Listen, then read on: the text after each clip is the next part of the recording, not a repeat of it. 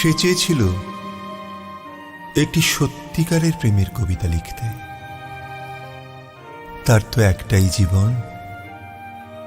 মানুষের জীবনে প্রেমের চেয়ে নির্মল পিপাসার জল আর কি থাকতে পারে। সে আরো অনুভব করত প্রেমই কবিতার প্রাণ, তার শব্দ, তার ধ্বনি, তার মন্ত্র।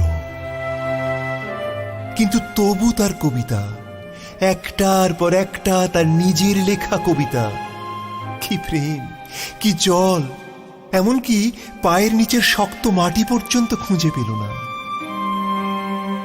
কবিতার জন্য তার দিবস রজনীর জাগরণ, যা ছিল তার জীবনের কঠিনতম সত্য। প্রেম নয়, তাকে বারবার অপ্রেমের দারুণ আগুনে ছুঁড়ে দিয়ে বলতো, এখানেই তোর পরিশুদ্ধি। এই যে আগুন, মানুষের পৃথিবী, আগে তার খিদে মেটা।